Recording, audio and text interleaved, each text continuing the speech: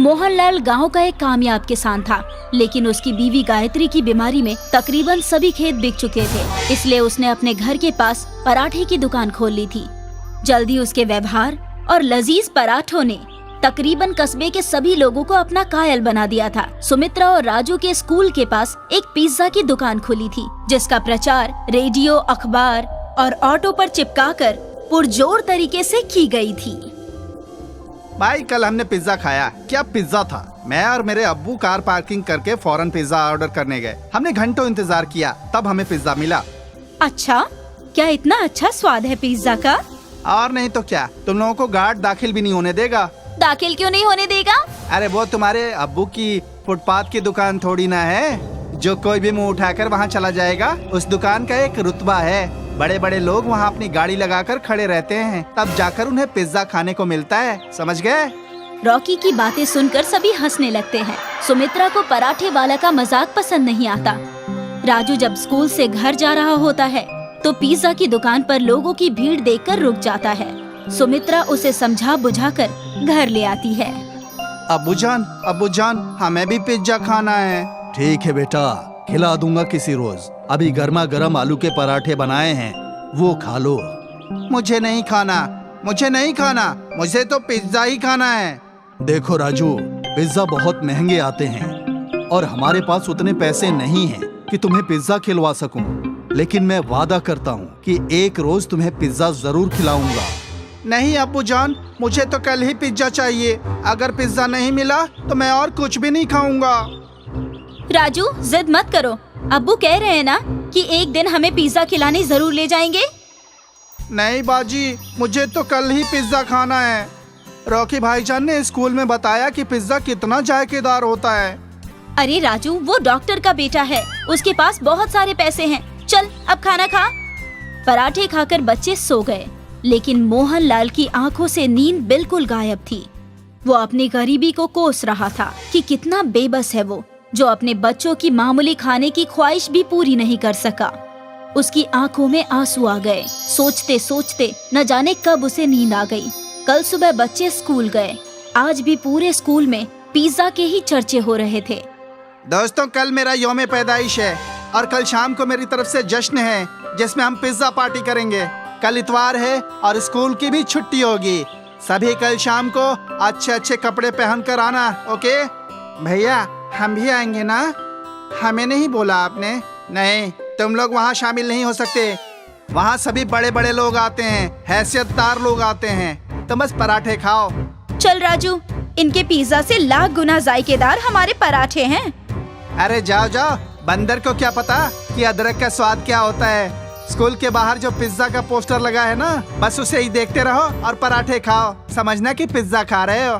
Rocky, ऐसा नहीं कहते।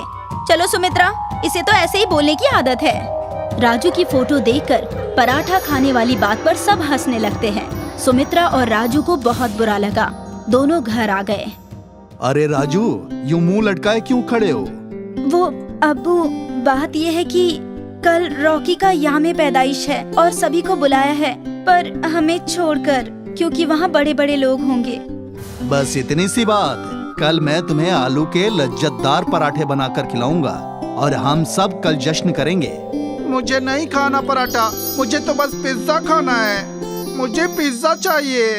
बेटा, मैंने तुम्हें बताया ना कि अभी मेरे पास तुम लोगों के फीस भरने के लिए भी पैसे नहीं हैं, तो पिज्जा कहाँ से खिलाऊंगा? इतना कहकर मोहनलाल आंखों में आंसू लिए घर के बाहर निकल गया। राजू, तुम्हें ऐसा नहीं बोलना चाहिए था। पिज्जा की जिद छोड़ दो मेरे भाई। जब हमारे पास पैसे होंगे तो हम जरूर पिज्जा खाने चलेंगे। आज तक कभी हमारे पास पैसे हुए हैं क्या? सब नए नए कपड़े पहनते हैं और हम 2 साल से एक ही कपड़े पहनते हैं। क्या हम कभी पिज्जा नहीं खा पाएंगे बाजी? ऐसी बात नहीं है मेरे भाई, हम लोग पिज्जा एक दिन जरूर खाएंगे। उस रात राजू ने खाना नहीं खाया। घर में किसी ने खाना नहीं खाया। सुबह मोहनलाल उठा और बाजार चला गया। वापस आया तो देखा कि राजू अभी तक सो रहा था। सुमित्रा से पता चला कि राजू अभी भी रूठा हुआ है, खाना भी नहीं खाया है। उठो बेटा, मैं आज तुम्हें पिज्जा पराठा खिलाऊंगा। चलो उठो। पिताजी, मैंने कह दिया ना कि जब तक मुझे पिज्जा नहीं मिलेगा मैं कुछ नहीं खाऊंगा।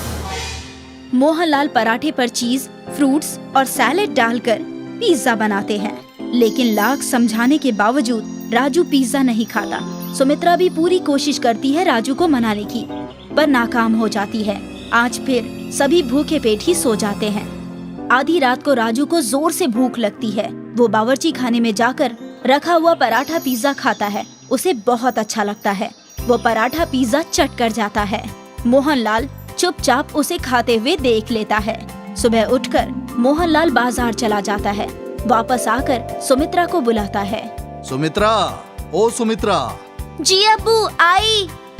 ये लो पैसे और कल स्कूल से आते वक्त पिज्जा लेती आना। अब्बू, पैसे कहाँ से आए? वो कहीं से आ गए। और हाँ, मैंने टिफिन में पिज्जा पराठा रखा है, खा लेना याद से। सुमित्रा घर से स्कूल के लिए निकल रही होती है तो अब्बू की साइकिल बाहर नहीं खड़ी थी। समझने में देर न लगी कि अब्बू ने साइकिल बेचकर पैसे लाए थे। सुमित्रा और राजू स्कूल पहुँचे। स्कूल में रॉकी की कल की पिज्जा पार्टी की ही धूम थी। सभी की जुबान पर पिज्जा पार्टी की ही चर्चा थी। लंच में सुमित्रा और राजू पराठा पिज्जा खा रहे थे तो तभी वहाँ रीता आ गई। अरे, तुम लोग ये कौन सी डिश खा रहे हो? ये हमारे अब्बू ने बनाया है, पिज्जा पराठा। हाँ, ये स्पेशल डिश अब्बू ने बनाई है। लो, तुम भी खाओ, बहुत ही जायकेदार है। अरे वाह, ये तो हकीकत में बहुत जायकेदार है। ये तो बहुत ही अच्छा पराठा पिज्जा है। देखो, आओ देखो, पराठा पिज्जा कल के पार्टी वाले पिज्जा से कई गुना ज्यादा जायकेदार। सुमित्रा, मुझे भी एक टुकड़ा दो ना।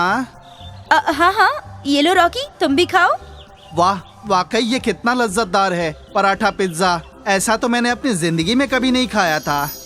जल्द ही पूरे कस्बे में पराठा पिज्जा की चर्चा फैल गई। सुमित्रा ने अब्बू को पराठा पिज्जा बनाने की सलाह दी। अब उनकी दुकान पर भीड़ लगने लगी थी और पिज्जा की दुकान में खरीदार लगभग कम जाने लगे। पिज्जा की दुकान बंद होने की नौबत पे आ गई। तभी एक दिन पिज्जा दुकान के मालिक खुद मोहनलाल की दुकान पर आए। मोहनलाल जी, आपके पिज्जा पराठा का बड़ा नाम सुना था, आज चख भी लिया। वाकई बहुत लाजवाब है। वाकई आपके हाथों में तो जादू है। शुक्रिया जनाब। क्यों ना हम दोनों मिलकर साथ काम करें। आप मेरी दुकान का इस्तेमाल कीजिए, मैं फराहमी और कारोबार की तशहीर देख लूंगा। जो भी नफा होगा आधा आधा बांट लेंगे। मोहनलाल को ये कारोबारी अच्छी लगी। दोनों मिलकर साथ साथ काम करने लगे। पराठा पिज्जा का जायका और अच्छी तशहीर जल्द ही उनकी दुकान कई शहरों में खुल गई। अब मोहनलाल सेठ मोहनलाल कहलाने लगा और शहर में आलीशान बंगले में रहने लगा।